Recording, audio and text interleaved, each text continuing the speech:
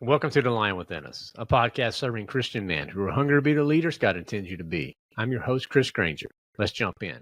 All right, fellas, meat episode time. Let's get into it, okay? So, scripture of the week this week is actually in the book of 1 Kings, the 19th chapter. It's 2 verses, but they are kind of long, but it's important to keep these verses together, okay? It says, So he said, Go out and stand on the mountain before the Lord. And behold, the Lord was passing by. And a great and powerful wind was tearing through the mountains and breaking the rocks into pieces before the Lord. But the Lord was not in the wind. And after the wind, an earthquake. But the Lord was not in an earthquake. And after the earthquake, a fire. But the Lord was not in a fire. And then after the fire rather, a sound of a gentle blowing. Love those verses, guys. Look, if you want to know more about that specifically, go and listen to the Spiritual Kickoff episode. That's just be one back in your podcast feed, where I took some time to unpack these verses so we can simplify and apply them to our life. Okay. So hopefully you guys enjoy that. And again, we do a daily spiritual kickoff at The Lion Within Us. It's a free way that we just try to encourage you each and every day. So to go to thelionwithin.us and start your daily spiritual kickoff or join the community. Hey, you get 30 days free to check that out as well. All right. All right. So fellas, this is going to be a good one. So Dr. Kelly Flanagan, some of you guys may have heard his name before. He's a coach. He's a licensed clinical psychologist. He has 2 decades of experience, fellas. And I totally, absolutely just thoroughly enjoy this conversation with him rather. He's very well known as in thought leadership. He's been featured on the 5 Love Languages. He's been on the Today Show. I mean, this guy's, it's incredible. He's got 2 books out right now, fellas. And he unpacks for us today. We talk about being lovable. What does that actually look like? And before you I don't want to hear about this, I'm going to tell you, bro, this is not some watered down, feminized version of a conversation. No, this is a real, authentic 2 guys just being real with each other. And I think you're going to really enjoy this. So, I mean, he's out of Illinois. He's a dad. He's a husband. He's just living life, and I absolutely thoroughly enjoyed this conversation with him. So hopefully you will too. So sit back and enjoy this fun time with Dr. Kelly Flanagan. Well, Dr. Kelly, welcome to The Lion Within Us. How you doing today, sir? Oh, so good to be here, Chris. I'm doing great. Thank you. Well, I'm looking forward to this conversation for sure. And we always try to start off kind of like Dr. Kelly with something fun about you that maybe not many people know about. So you got any fun things going around that not many people know that Dr. Kelly does? One of the first things that comes to mind is I am married to a woman who is also Dr. Kelly. Really? Okay. Yes. Yeah. We met on the very first day of graduate school at Penn State. She wrote her mom an email. We still got a copy of it. It says, I met this great guy, but his name's Kelly, so it can never work out. And so I joke that I overcame more than the average number of hurdles to marry a great woman. And she took my last name, so she became Kelly Flanagan. They're spelled exactly the same way. We got our PhDs together, so now we are Dr. Kelly and Dr. Kelly. It creates all sorts of problems at airport security, but it makes for a good conversation starter. I can imagine. Wow, that is great. So I mean, in Penn State. So I've been watching. My oldest is a volleyball player. You guys got a good volleyball team there at Penn State as well. Yeah, we do. Long tradition. Yep. That's awesome. That is so great. That's so great. Well, thank you for sharing that. That definitely is a fun fact. I don't think we'll run across something similar. I definitely haven't so far. So, I'd love to hear a little bit about you, your background, how you came to know Christ, just a little bit about your personal testimony. Yeah, well, I mean, I guess I can tell you a little bit more about my name. So Kelly was actually my father's drug dealing alias when I was born. And so he gave me that name. They gave me that name, my parents.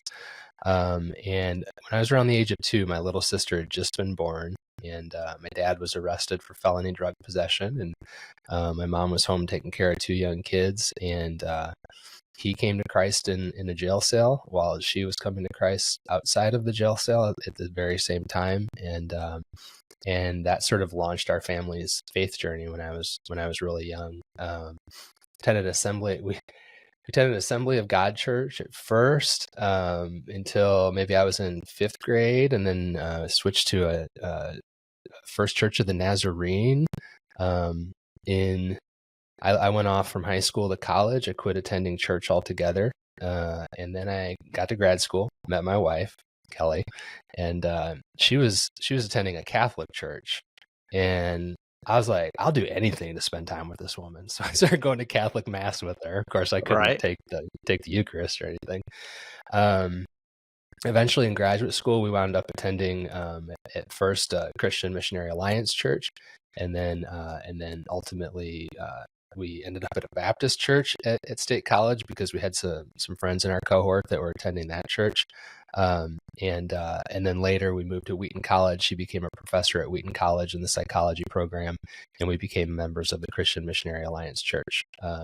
Now, 10 years ago, we moved out of the Chicago suburbs. She quit her job as a professor and moved out here to rural Illinois to start serving underserved kids and families by running a community mental health center.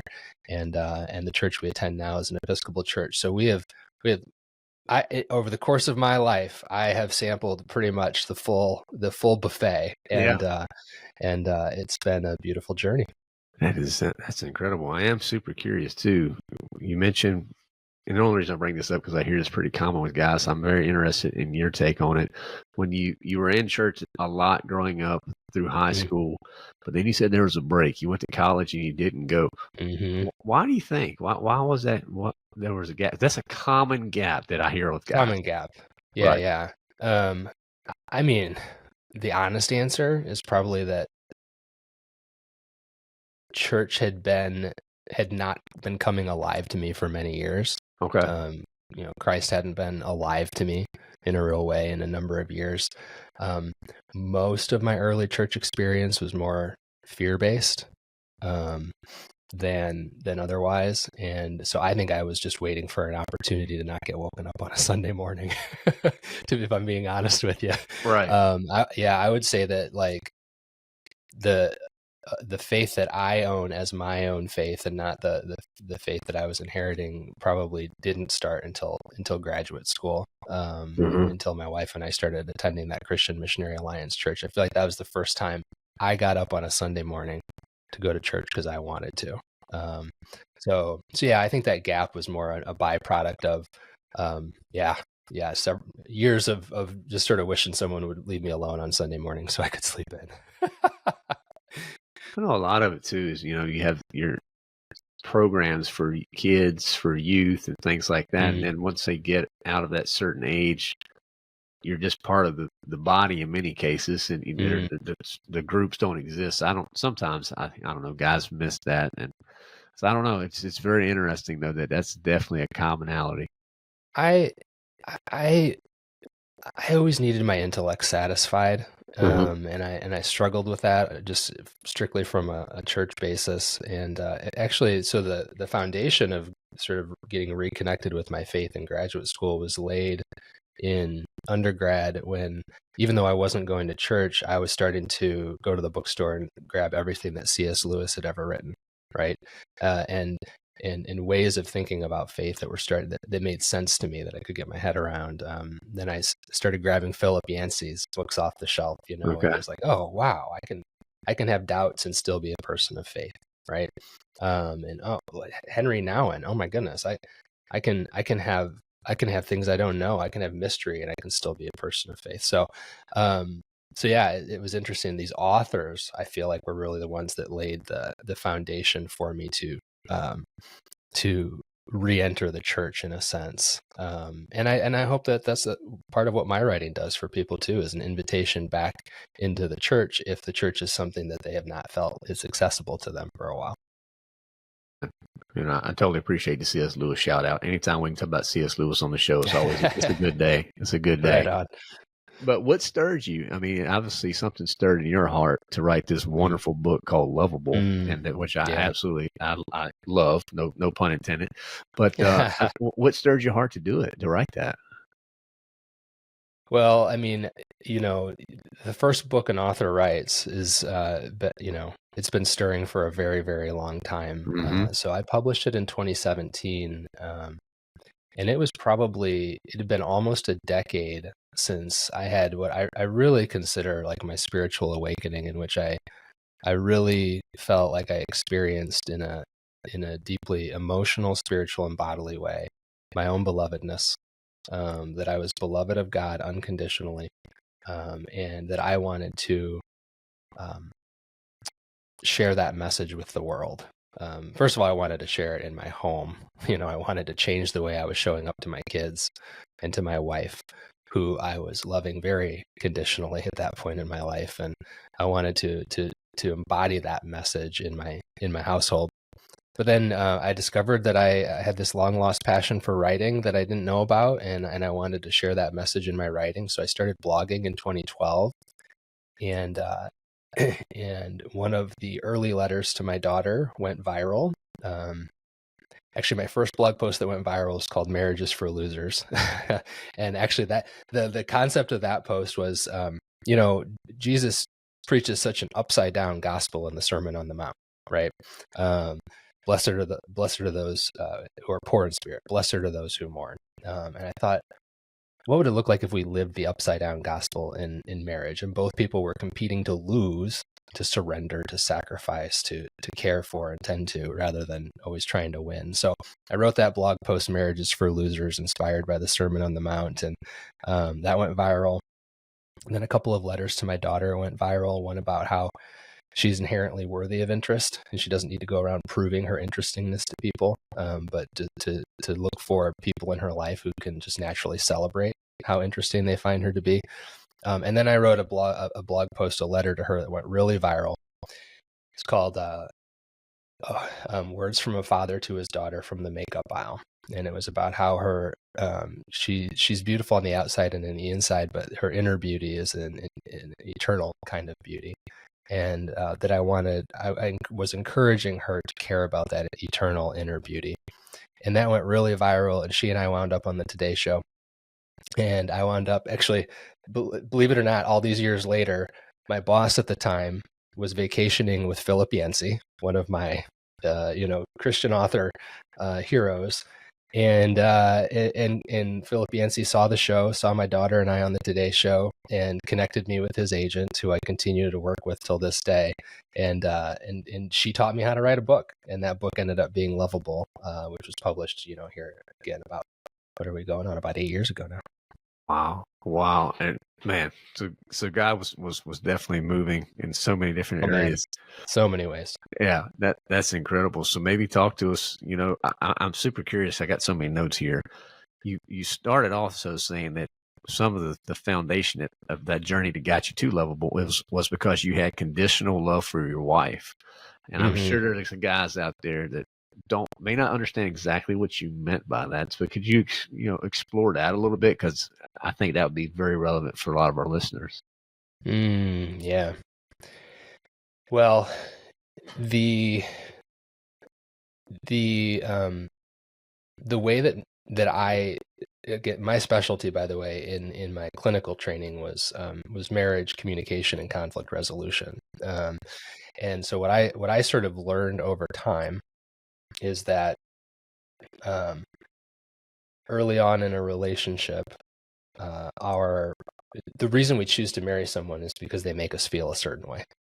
Right. That's the main reason that we end up marrying someone. You made me feel this way for the last 6 months, 12 months, 2 years, whatever.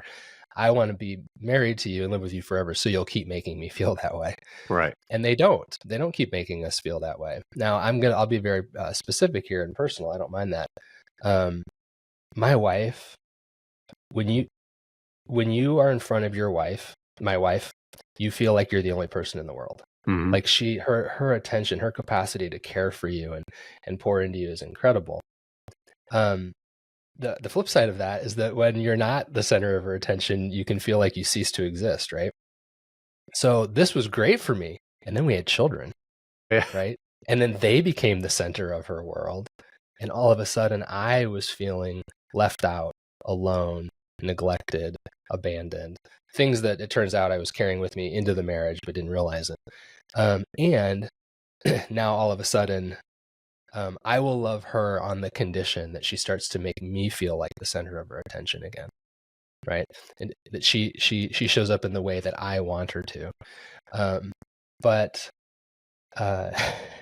it's a terrible way to try to change people to love them conditionally. It doesn't tend to engender the response you're looking for. So So our relationship by that point had become very contentious. I was communicating constantly that she was disappointing me and how she was showing up, and that's a terrible situation for a person to live in, to be being told that constantly.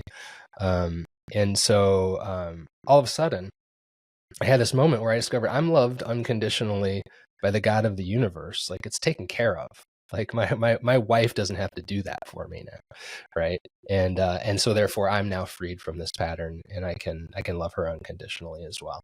And as everyone knows, that sounds great in practice, but really a marriage is the lifelong sort of practice of learning how to do that. It's not getting it right overnight and getting it right forever. It's going, I want to love you unconditionally, and oh my goodness, look at all these ways I still fail to do that. But my project's different now. It's not to get something from you.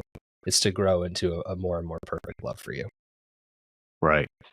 Almost too sounds like there's a little bit of a shift. I mean, lots of guys, they view their marriage as contractual versus the covenant, and if you do this, then I'm going to do that. That's contractual type thinking versus no matter what I do that the covenant says. It sounds like you had that revelation and course correction towards the covenant. I would say I think it's true of all of us. I think it's particularly true of me. I'm an Enneagram 3.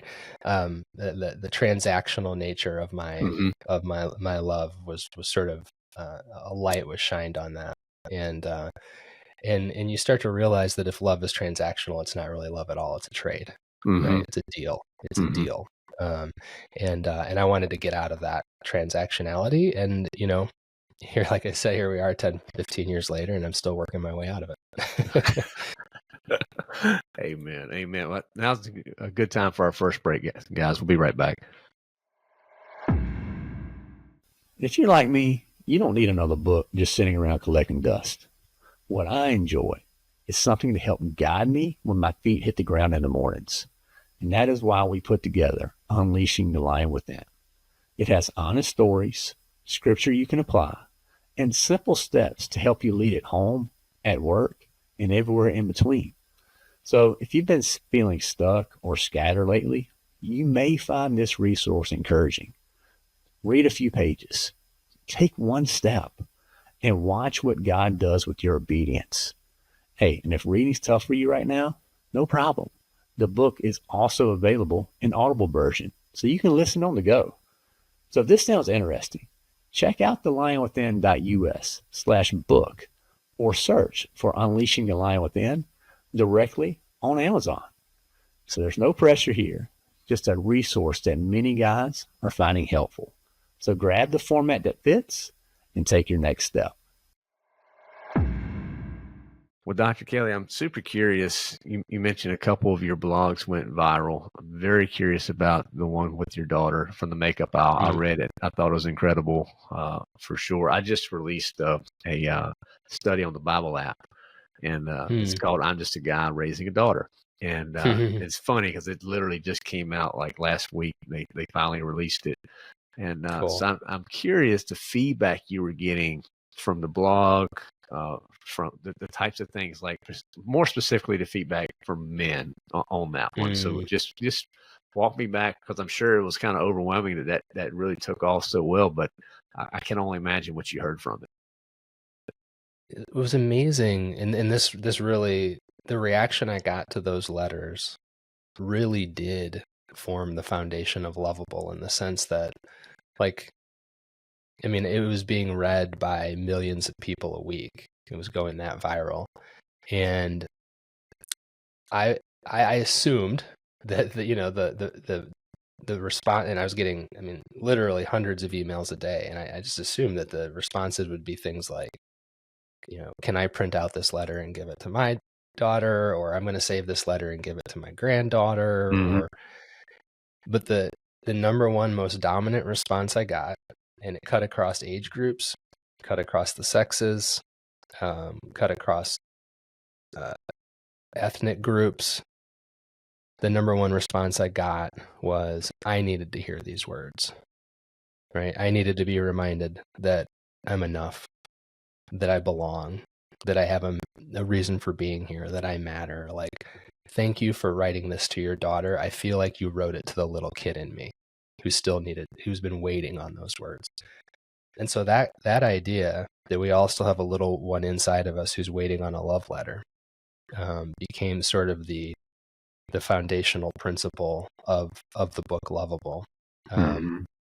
And this is one, as I talk to men about this, this is one of the ideas that I think can be most transformational, is that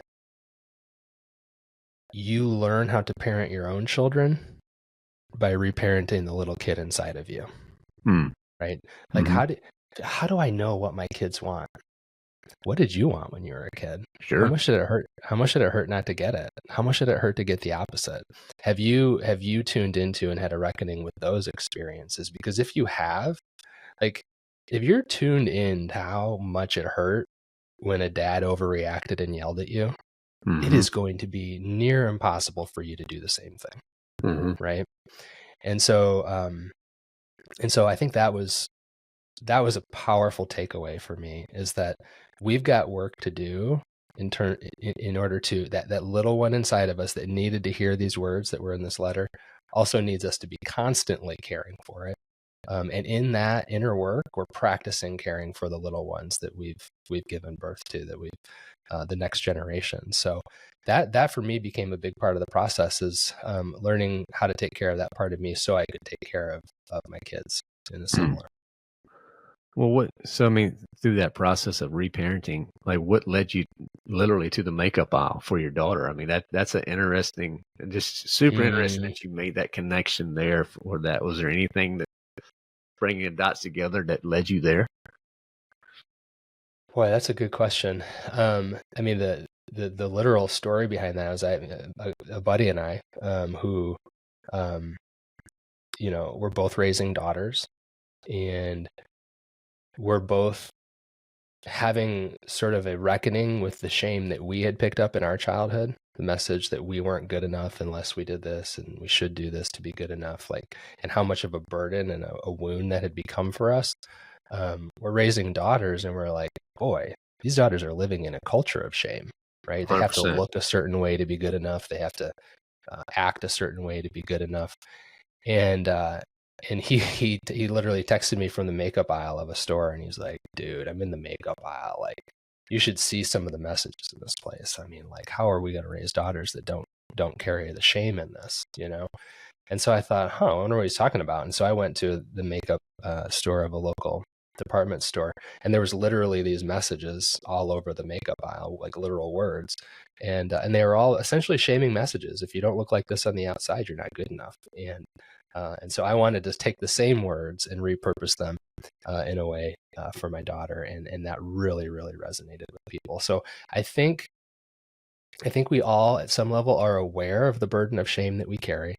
We're aware of how we sort of swim in a culture of shame, and we are eager to get free of it. And I think that's a big part of why Loveable resonated.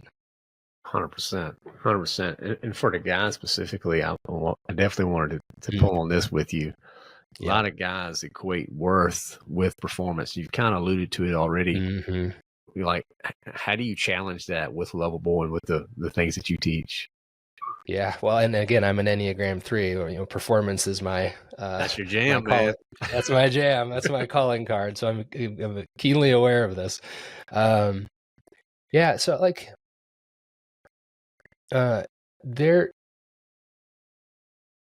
I'm a person who believes that we need to be awarded for our performance. But I also believe we need to be affirmed for our personhood.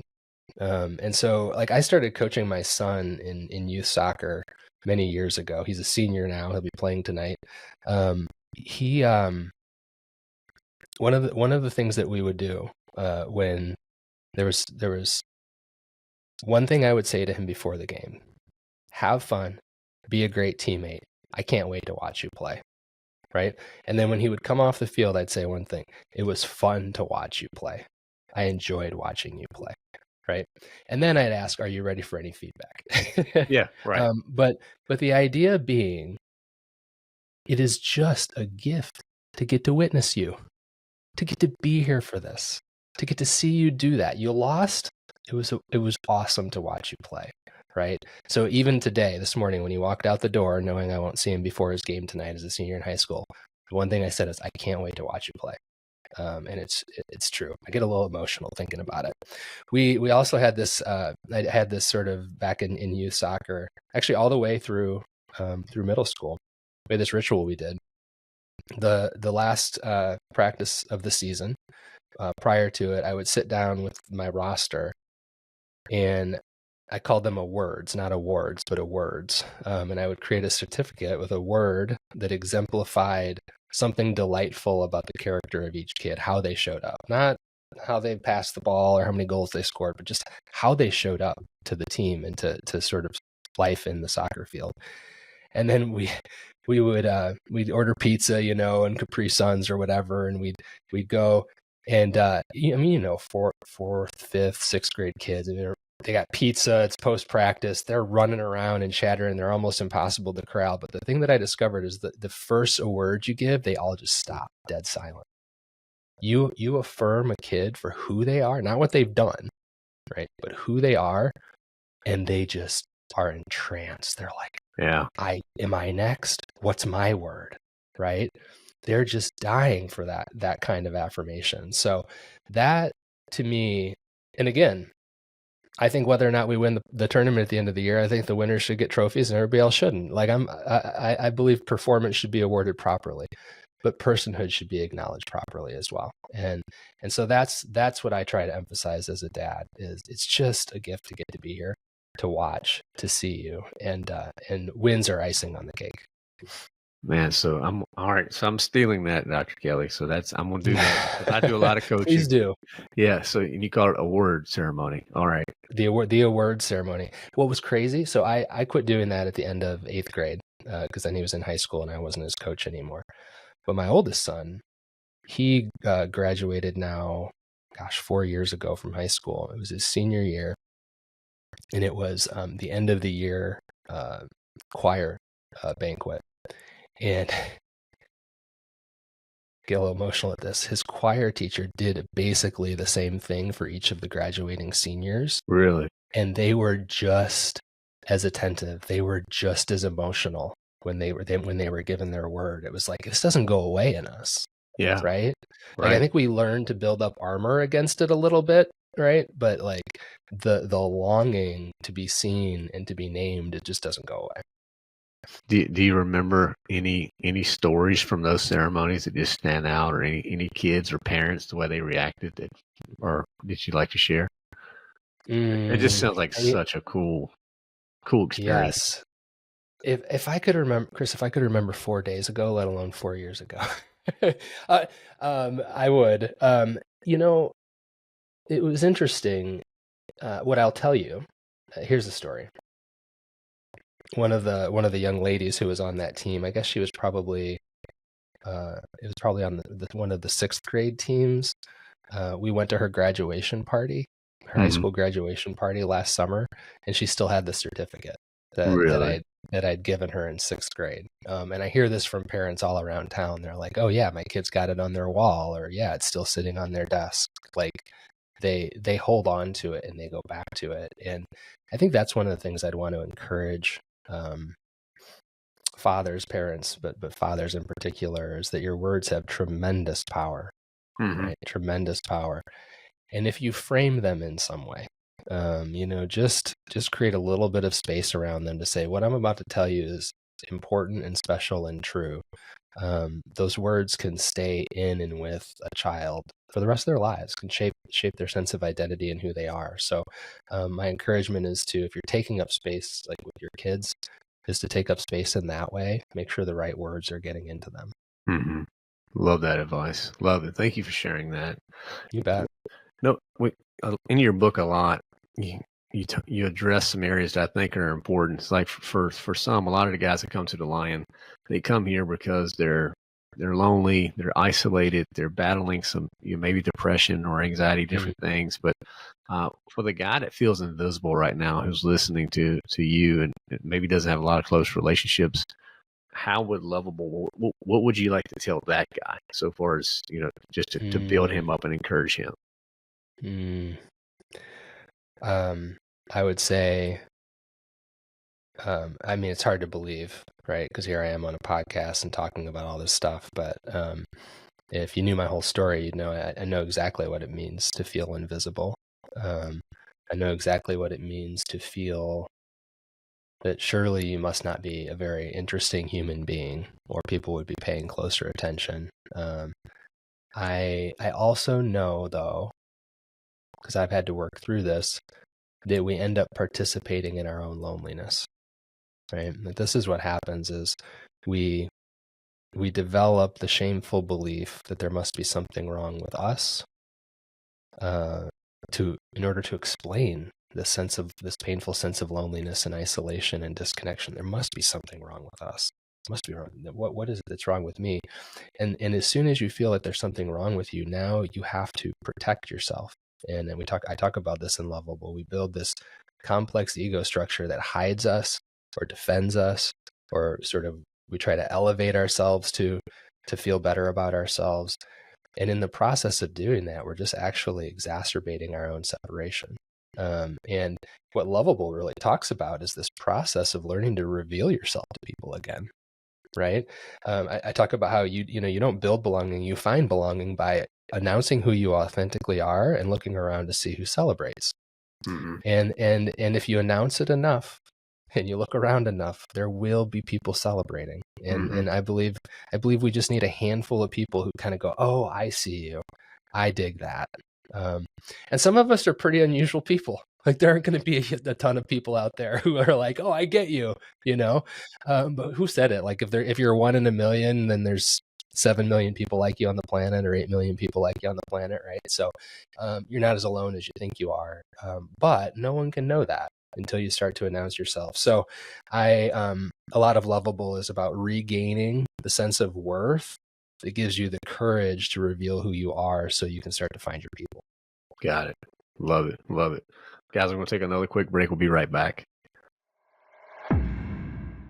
Trying to find genuine resources to help grow spiritually can feel overwhelming. At least it was for me. For the longest time, the support that I was looking for didn't exist. And I knew I wasn't alone. And at the same time, God was leading me to take action. That's why we built the Lion Within Us community, which is simply a place for Christian men to grow together in an honest, practical way that's always rooted in God's Word. We've made it simple. We have our daily spiritual kickoff for that little boost to get you going. We have Bible studies focusing on discerning truth and applying it. And we have a private forum where you can speak freely amongst other guys who listen. And then we have things like Friday Forge, Couples Night, where we tackle the hard items that guys are craving to talk about, but most faith settings just refuse to explore these areas. So our community is about a growth mindset, intentionality, and transparency. Simply put, leave the mask at the door and come as you are. No perfect resume, just a willing heart and a desire to lead. I believe in what we built simply because I've seen God use it to strengthen so many men. And I'd be honored to walk alongside you. So if you're ready, visit thelionwithin.us to explore the community. Start your free trial. Look around and see how this could help you lead with clarity and courage. So your journey begins here at thelionwithin.us. I look forward to seeing you inside the den. Well, Dr. Kelly, you mentioned one word in your previous answer that I feel like we got to pull that just a little bit because there's a lot of power in it, and in a bad way many times, and it's shame. The word shame. And there's lots of guys that I talk with on a regular basis that are shameful. They look at their past. I'm no good. I can't be used. And I try to just tell them Romans 8:1, there's no condemnation for those in Christ Jesus. So I have to speak that over a lot of guys on a consistent basis. But that shame, it is powerful. So like unpack that as well. Like how you address that. How do you recognize that, guys who feel shameful? What's your advice to them or counsel? This is so one of the most important distinctions I make when speaking to a Christian audience is the distinction between guilt and shame, and the idea that they're two very different emotional experiences. and that guilt is the awareness that you've done something wrong. Okay, I've done something wrong, but it's also it's a motivating emotion. I've done something wrong. I want to correct it. I want to fix it. I want to rectify that. I want to redeem that. Mm-hmm. Right? When you purely experience guilt, it's sort of like it's like an emotion that's sort of woven into our DNA and into our soul. We're intended to feel guilt, right? Mm-hmm. When I snapped at my daughter yesterday, right? Guilt is what I want to feel. That's right. Guilt brings you out of hiding in order to fix the thing that was done. Shame is the opposite. If guilt is a belief that you've done something wrong, then shame is a belief that you are something wrong, right? That God made a mistake when God made you. That there's something fundamentally flawed about you that is part and parcel of who you are, and it can't be fixed. And that is a demotivating emotional experience and spiritual experience. It's like, oh, well, if this is who I am, then the best I can do is to hide who I am or try to build a new persona to sort of win people over, or to stay safe, or to get approval.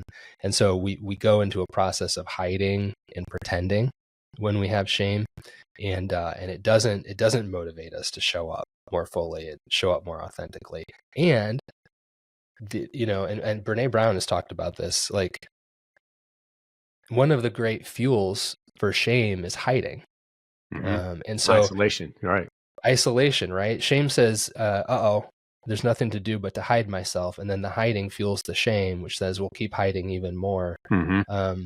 One of the most powerful things you can do when you feel ashamed is to tell somebody that you're feeling ashamed. And what you'll notice, assuming that you have told someone who doesn't then shame you for it, and that does happen, but assuming that you've chosen wisely who to reveal yourself to, that shame will immediately dissipate. Loses power. And then, right.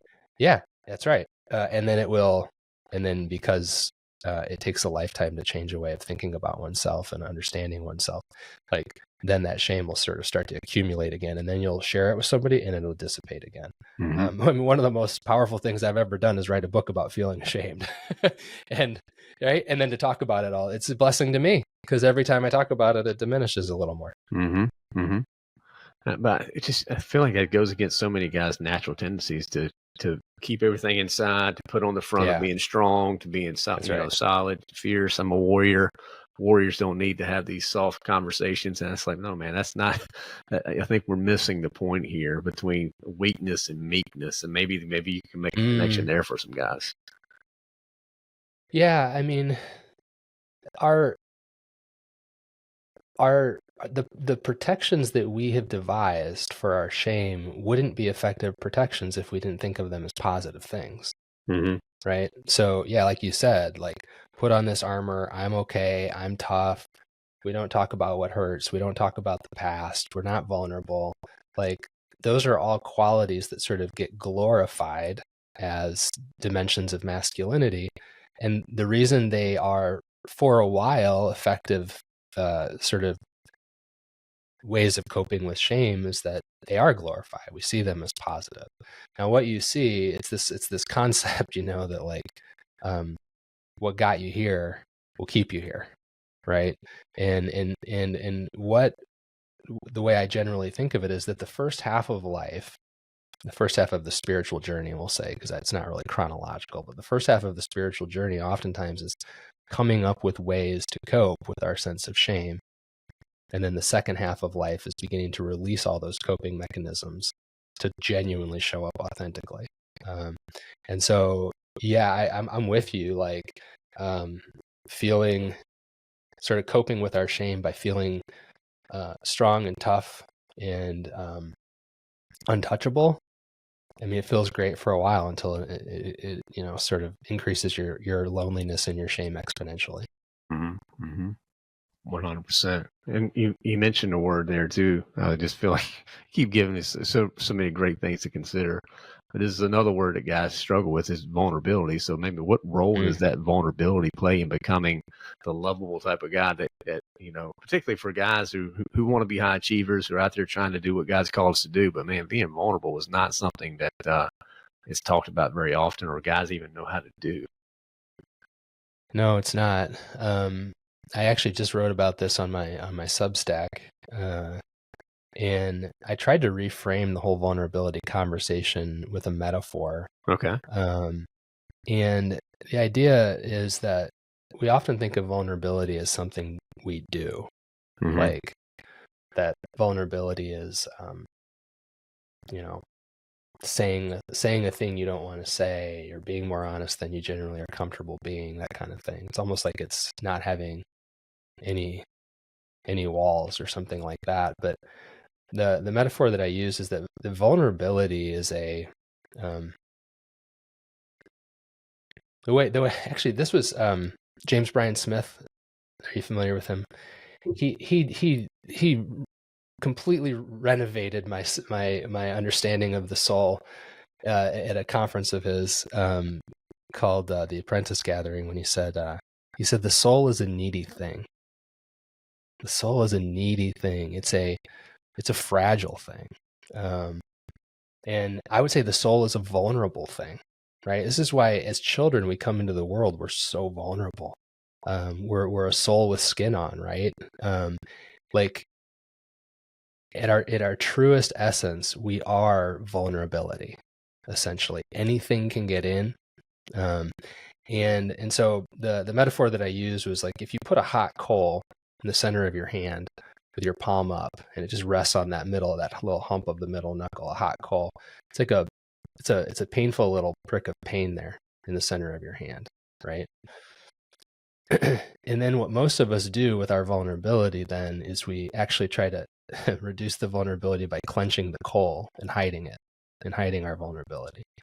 And that creates immeasurable suffering. All of the things we do to hide our natural vulnerability, all the pain that comes from clenching around that. And the second half of the spiritual journey is about learning to sort of open that hand back up, and just to live with our natural vulnerability, to live from our soul and its natural vulnerability. So when I talk to guys about being vulnerable, this isn't about like doing things you don't want to do. It's about living in alignment with your reality, which you are vulnerable. And then everything that you do to try to make yourself invulnerable is causing you immeasurable suffering. So what does it look like to show up with your natural vulnerability to your life? Classic example, talking about dads and daughters, right? My daughter's turning 16 next month. I'm terrified of a dozen different things, right?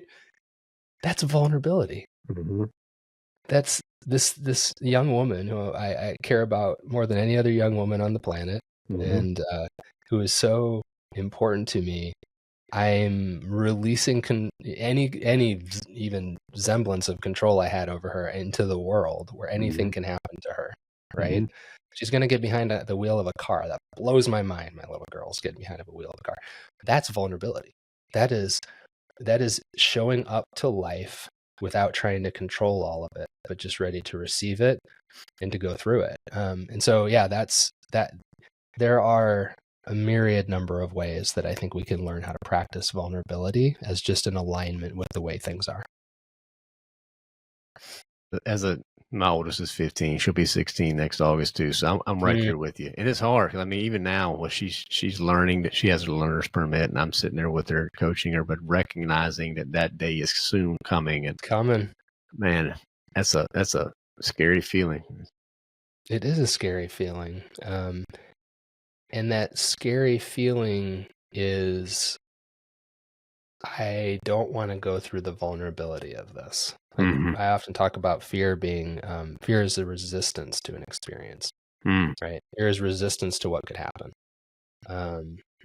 Fear is, I wish there was some way to go around this and bypass it and not have to go through it. And invulnerability is just going through it, right? Being present to it. And so, yeah, on October 8th, I just got to go through it. It's going to feel vulnerable, and that's life. Well,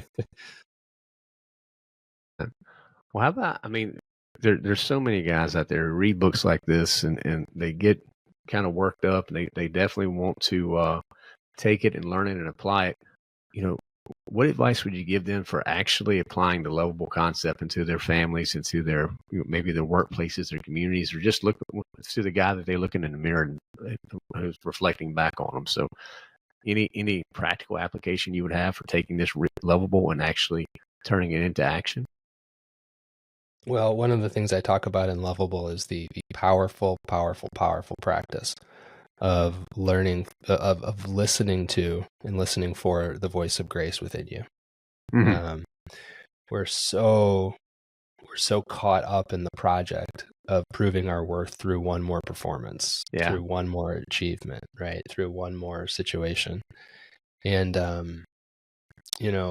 I briefly mentioned this sort of moment of spiritual awakening in which I came to a fully embodied experience of my own belovedness. Well, for me, that experience came 6 months on the heels of a New Year's resolution. And in the New Year's resolution, this is 2007 into 2008, I said to myself, I'm done consuming books and ideas. I need to practice some of the things, the prayer, the presence and the contemplation that I've been reading about in these wonderful books. And so for the full year of 2008, I am going to practice those things.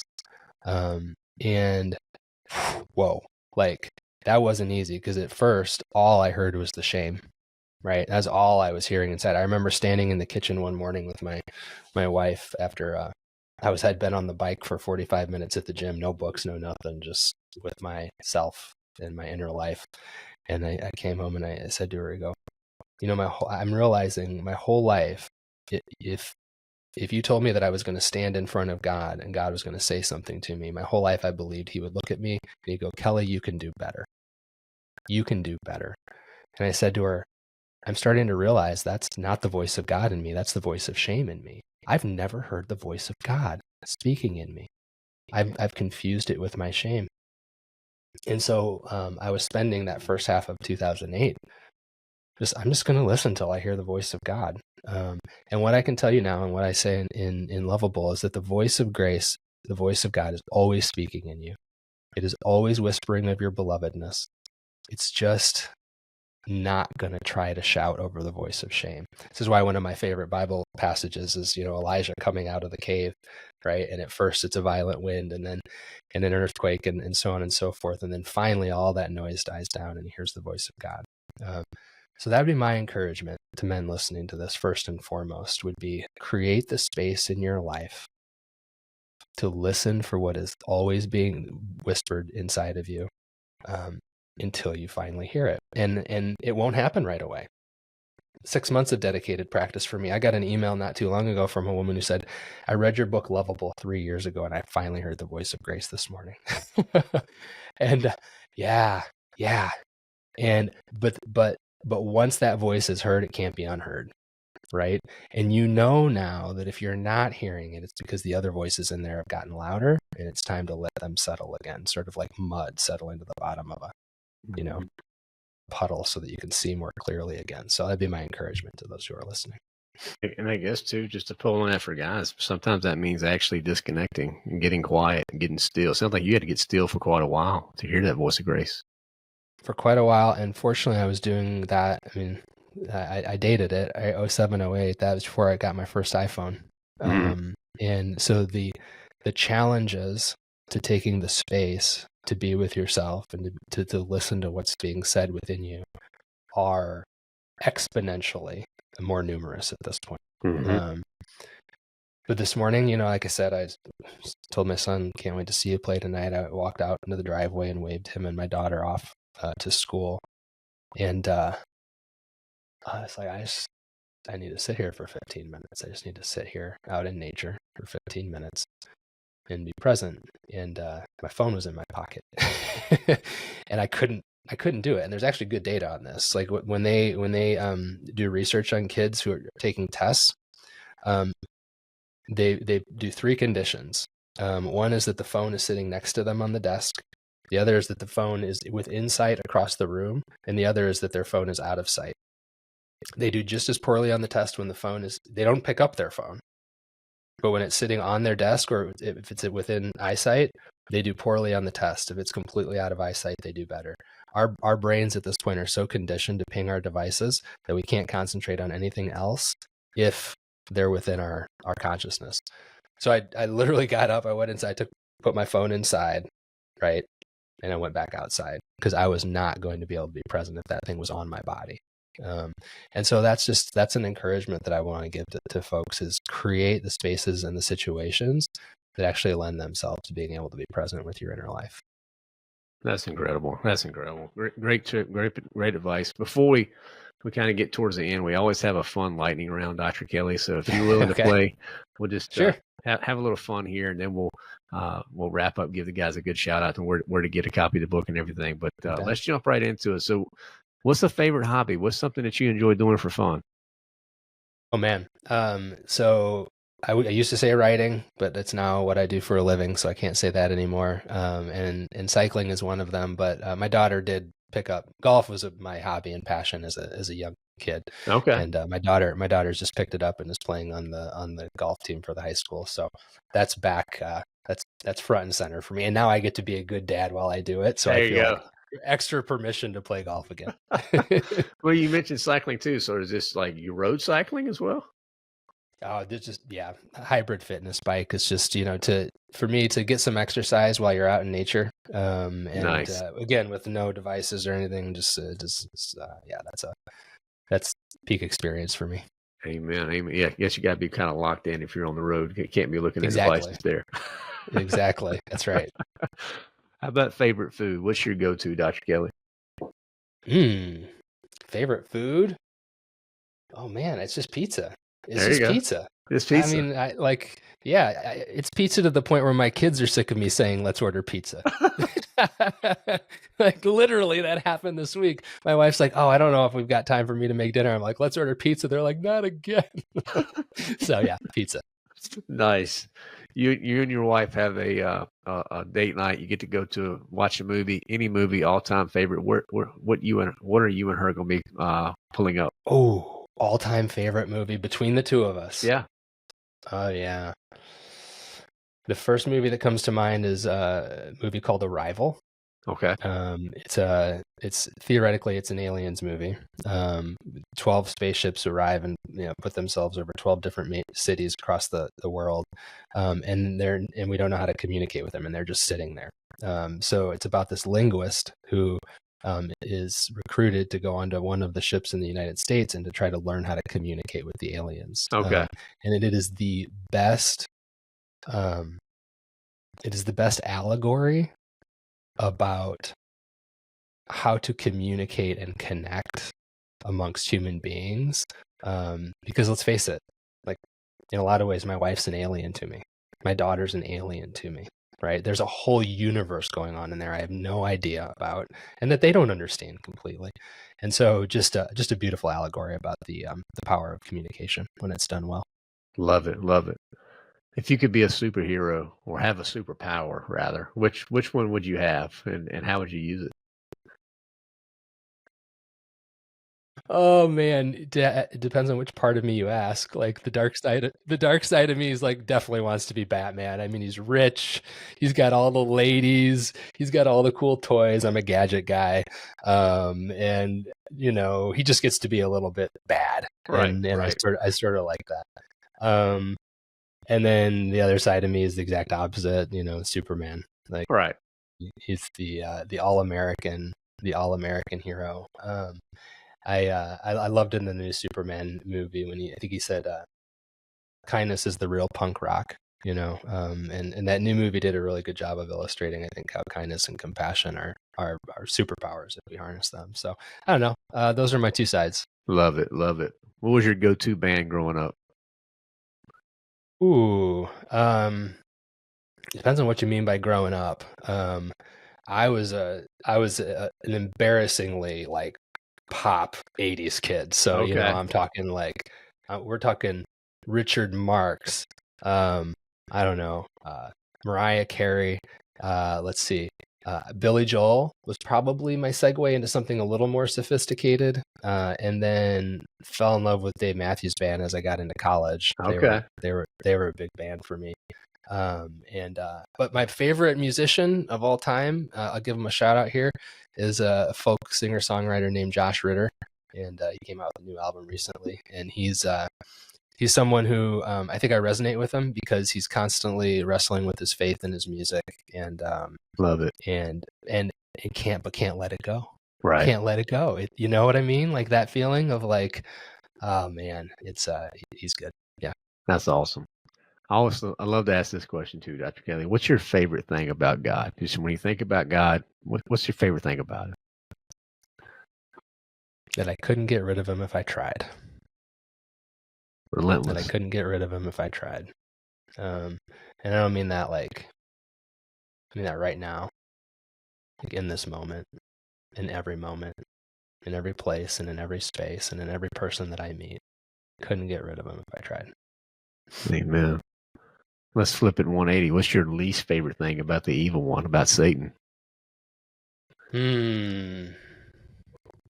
How clever he makes me feel. Yeah, just how much of the evil I do in the world happens in moments where I feel like I'm at my most clever and sophisticated and righteous and correct, right? So cleverly disguised. Yeah.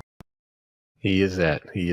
Or our last I mean, that's a screw tape letters, right? From C.S. Lewis, right? Like illustrates that to a T. I think that was an eye-opening book for me. I just think we're so, according to my social media feed, we've become exceptionally skilled at calling out evil in others. And we have lost most of our ability to call it out in ourselves. And so to be able to kind of like see how that gets worked out in us, I think is an important awareness to have. 100%. 100%. Well, Dr. Kelly, last question for you is, what do you hope the guys listening remember the most from our conversation, or maybe as well would get from Loveable as they get their copy and dig into it? Maybe it's something that is implicit in everything that we've said, but hasn't been said explicitly, which is rediscovering your fundamental worthiness, relearning your basic belovedness is not hard work in the sense that you have to do something, strive, achieve. That energy can't get you there. It is only encountered again by settling into it, by resting into it, by learning that you don't have to do anything more to receive it. And so that'd be my encouragement is you're not going to come out of this with, a big to-do list. You're going to come out of it with a big don't do list. Do less, receive more. And that's what I'd want people to take away. Love it. Love it. Well, Dr. Kelly, where do you want to send the listeners to connect with you, the wonderful things you're doing? You mentioned social media as well to get a copy of the book. Just definitely want to give you a place to send people. Thank you. Yeah, thank you. My website is a great place to check in with all things Dr. Kelly. I did just speak about myself in the third person. drkellyflanagan.com is DrKellyFlanagan.com. And then I'm Dr. Kelly Flanagan on all the socials. So anywhere, your favorite social, you'll find me at that handle. Okay. All right. We'll make sure that link, we'll try to get that synced up in the show notes for you listeners out there. Great, check him out. So now will they run into your wife on social media, or you're the only Dr. Kelly Flanagan on social? Good question.